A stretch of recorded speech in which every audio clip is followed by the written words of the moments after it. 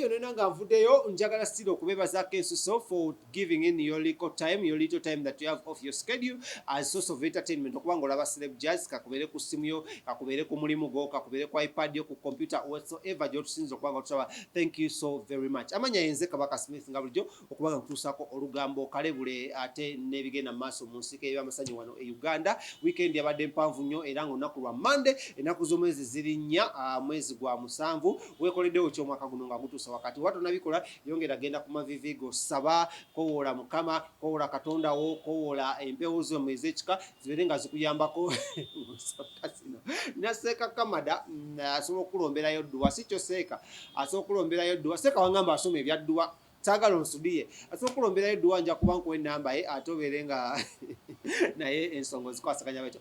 Anyways, remanamakula over the weekend yayina performance ye eyasooka mu bifo eby'olwand Kampala era ng'eno emanyiddwa nga TikTokers night wali mu side ze Kasubi waggulu awo wakava ku masiro ga Kabaka ne waliwo ekifaawo kyegulidde nnyo erinnya mu kukyaza ba TikTok bakiyita Power King era nga ky'omu ku bagagga bange b'ennaano mu kibuga Kampala. Njagala okubuuzaako omugagga wange ogamba otya era remanamakula wano yavaayo naposinga video ye ng'agamba nti no agenda kubeera nga performinga mu kifo kino. That was on Friday era nga emu ku ezo video gye ngenda okuba wano ng'akuzanyiramu kosooka owulireko ng'ayogera.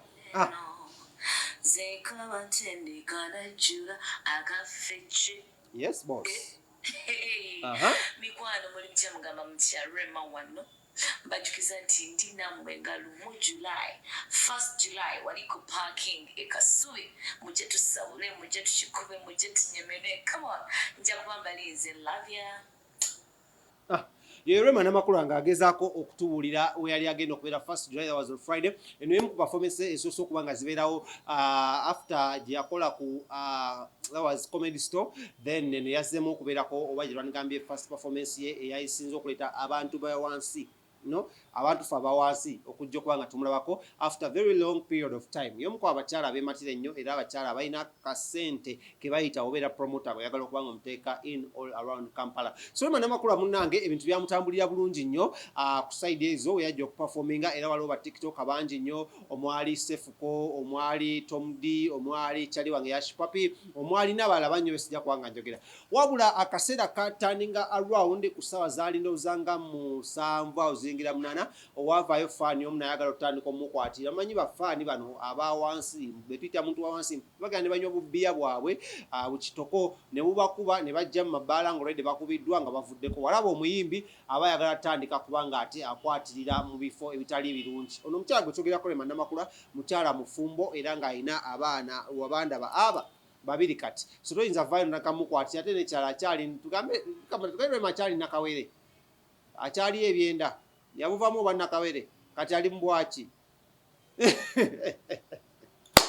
manyi Kamada yansinza okumanya ebyabakyala ddala abakyala bakazaala kati. Anyways, remanamakula munnange wavayo faani natandika omukwatirira ebyekisirusiru wano. Manyi remanamakula mukyala yabeera decent ku stage ejja mutekamu abakyala taya kubeera nnyo decent of which it is okay. Anyway, budde bwa bwakiro mujjukire ekintu kino kisobola kubeera ku remanamakula yekka. Mujjukire Wene Waja alina gwe yakubaawo, mujjukire Spice Diana, mujjukire ne Spice Diana tatya nnyo bakuba ye atera obba yaniriza ne bamukwata. Naye abakyala bano balina relationships ezikuze nga muli Vinka alina gwe ya mu Sudan gwe yakuba tteke kongofu panda kiki round kiki nagweri then Wene Waji era Sira alina gwe yatabukira then anawo omulala bangi Cindy naye alina gwe yatabukira ne Cindy I think alina gwe yatabukira. Spice Diana atatera kutabuka ku stage nga ne bafaani be yabayita naga baby kwata woyagala ndi mmereyo.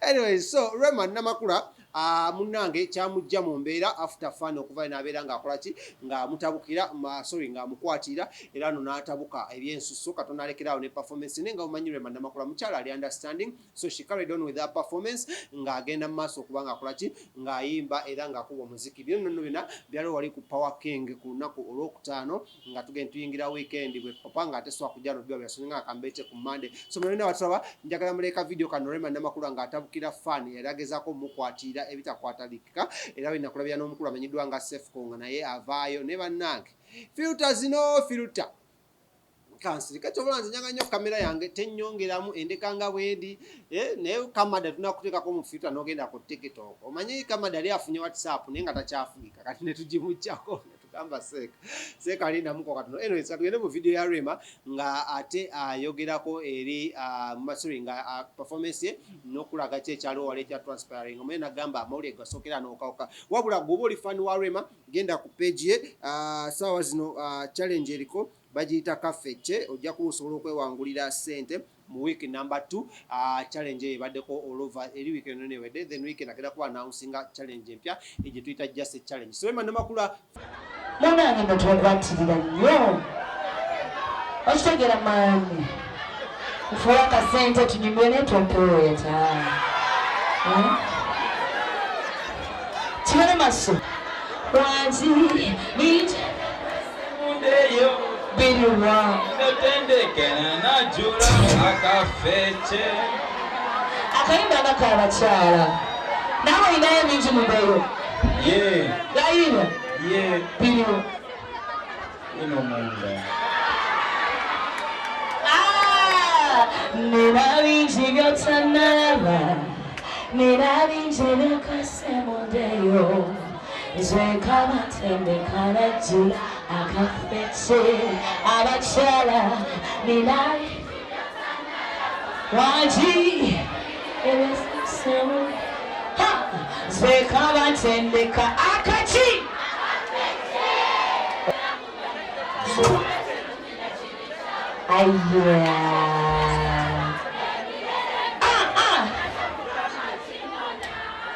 DJ ayomba sibula kayimba kikesina umudeeko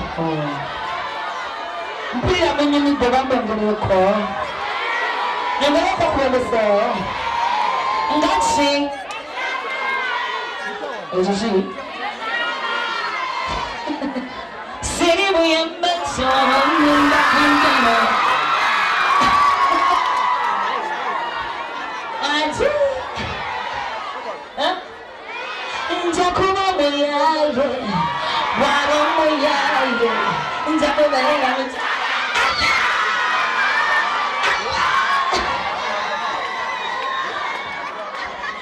lean on me and never let you hey come to watch it body nobody together body kululira kariba nawe mukwano body kululira kariba riba ebyane byechama hey just is I wanna be with you, got it. I wanna be with you.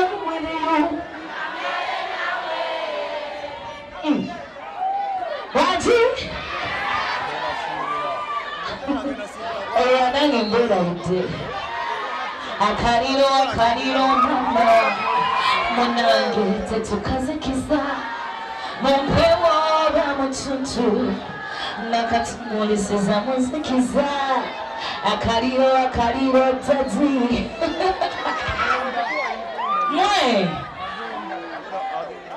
sabule kati njagala kayimba akaddako tusabule tukola ki anti ndikodinga nga nsabula nawe bana bantu bakabi tugenda kukola ki. Okay, ladies and gentlemen, so much welcome. My name is the one, the king himself, Ngabuli Joan of Celeb Jazz, with the only king of Kuanga Matusako Amahulide. Happy blessed Monday, happy new week.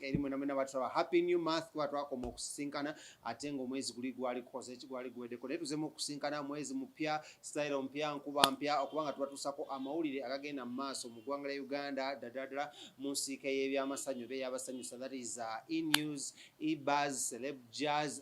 Watu nachira wano kitegeza tunachira kiwantu alauna ayikitegeza sikituufu naye nga njagala obebaza mwenna mwenna gye musinza okuwanga mutwala mu nsi ez'enjawulo naddala abantu baffe abatulabira mu diaspora. Thank you so very much okulaba muno buli single Monday, single Tuesday, single Wednesday, each day of the week mubeerako nga mutulaba mu mazima ate ne mu bwenkanya. Namwe batulabira ne Uganda, thank you so very much because mutwala akadde kamwe ne musparing off time ne muwayo kadata kamwe mwene economy eri so buzzing and alarming ne musalawo kwanga mulaba Celeb Jazz nange Kabaka Smith. Njagala obebaza akenso senyenyo sagala mbeeruiseyo oba mbeerabise amawulire goni namangi nnyo gengenda okubanga kutuusako olunaku olwaleero kyokka n'abateekamu ssente bangi nnyo. Tulinawo bannaffe aba King Montage Studios awo ennankula ye ku bitaala bakuba ebifaananyi n'okukwata videos ennungi ennyo. Oba beetaaze gendawo, that is basange ku 0702 10 45 oba 0755 31 17 that is 0755 31 17 31. Ojja kuba beekwasa bawagire n'abasooka nga batuwagira. So munnange mu weekend gye twabadde ebintu byabadde bingi nnyo nnyini ddala, era nga njagala okuba nga mbeebaza mwena abavuddeyo ne mugamba abuno kamugende mu Bakyekozze birthday run eyabaddewo side zawali Emmengo oba mu Lubiri Emmengo. Ssaabasajja Kabaka gusingidde ddala. Nze ani musajjawo ow'engabi ate abeera wano nkubanga mpeereza abantu bo Nero njogera ku Bakabaka wa Buganda mpulira Esanyu nga ali Buganda bannange. Simanyi oba omutanda yalabiseeko eri Obuganda bannange, nawulidde Esanyu nga libula okunzita. Maama Naabagereka weebale kubeerawo, ate essanga lya Mbogo naawe gy'oli abakoba mayiro 9. Nze sikulinaako buzibu, weefugire zanyira mu Kampala, zanyiremu wonna zanya buzanyi, naye nga yenze musajja wa Kabaka amanyiddwa nga ow'engabi ensamba gugusinze agundegunde ai maso moji. Kale musajja wa Kabaka omulala nno yabaddeyo, babadde bangi nnyo. Kwabaddeko omukulu amanyiddwa nga Matthias Walukaga, era nga munnange ono naye teyalutumidde mwana. Ngambye abayimbi bakyekoze mu nsiike y'emisinde ey'omulundi guno ogwasoose okubeera nga ate gubeerawo. Bannange mu Uganda tulina birthday run eryemu eggulo nakakasiza. Muno birthday run mubadde muwulira simanya tiimu simanya biki ezo si birthday run. Birthday run mu Uganda gye tulina eryemu, according to the pictures that you're seeing on your screen all over the country. Abantu badduse si wano okawuka. Actually nagala okwebaza nnyo abantu, because not that abantu bati basobola kujja Kampala, but different people from different parts of the country gye tuyita amasaza ga Buganda baddukidde mu masaza gaabwe olw'ensonga z'ekonomi n'ensonga y'ekirwadde kya COVID-19. Abasobodde okujja mu birthday run ya Kabaka ey'omulundi guno mwaka 2022 nga omulamu gwabadde kubanga tulwanyisa kawuka kaleeta mukenenya, notegeka the fight against HIV. Babadde bangi. Omukulu amanyiddwa nga Sir Mithachi pozi oli abeera Matthias onabeera Misach si Mithach, kale ekirimi Sir Misach Semakula naye yabaddewo era yakyekoze ku stage. Lwabadde lutalo lwa kusika mugwa ani asinga okukozesa dduyiro between Sir Misach Semakula, Sir Matthias Walukaga n'omukulu yabaddeko ng'atava mu Buganda amanyiddwa nga Katikkiro wa Buganda Charles Peter Mayiga. Badde ku stage ono nga wakola kana kakolomooli ng'ono akola kano onokola kano. Awo ennyini we twasangidde omukulu amanyiddwa nga Matthias Walukaga n'alangirira olutalo olwa music eri omusajja amanyiddwa nga Misach Semakula. Yagaye Misach tali mu byabufuzi, sijja mulangirako olutalo lwa byefuzi, wabula engeri gye muli muyimbi wa band ate nange ndi muyimbi wa kadonkamu. So ngenda kuteekawo olutalo gye tuyita Battle of the Champions between enjovu ebbiri.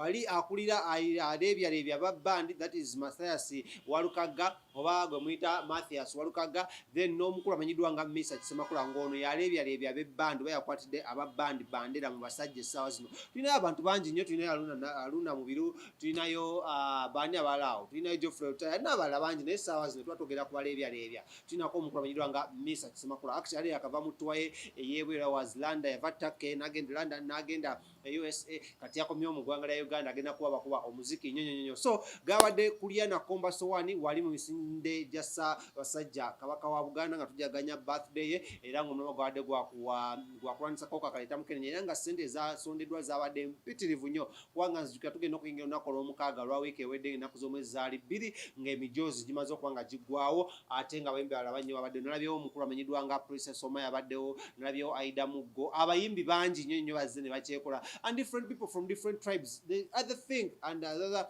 amazing thing about Enrwan Kamada oba ogyetegereza nti no abantu abe tribe kati gwe Kamada ova yiri eri ggulu Kamada ovaawa yogera amazima, oli Muganda oyo sikini kala, Abaganda bafaanana nga nze si gaggwe, ate abafa Abaganda ni desert nadduka mu abasoga babaddewo, abacholi abatoolo abanyankole nabo babaddewo. Kati nayo kabuligita nako tribe yako ebuligita oli muti simanyi nakumanya tribe Kanyarwanda kali awo kyakasekse oba oyagala okukala bagenda ku sister channel yaffe bagiyita LMTV ojja kuba okasangayo buli nnyo naye nga njagala obbebaza mwenna mukuliko ennyo naye abayimbi bannyo Bakyekozze so kankutuuseko koko zimu ku clips ezawadde mu misinde gya Ssaabasajja Kabaka wa Buganda ejjate wali mu Lubiri Emmengo ejjadde kilomita 5:21 obeerabireko then tukuba tugenda mu maaso namulema amanya nze King Smith toyinza okka kikimu kyokka genda wansi wano osubscribing ate obeere nga weeyongera okufuna stories nnyingi nnyo. Happy blessed month and week.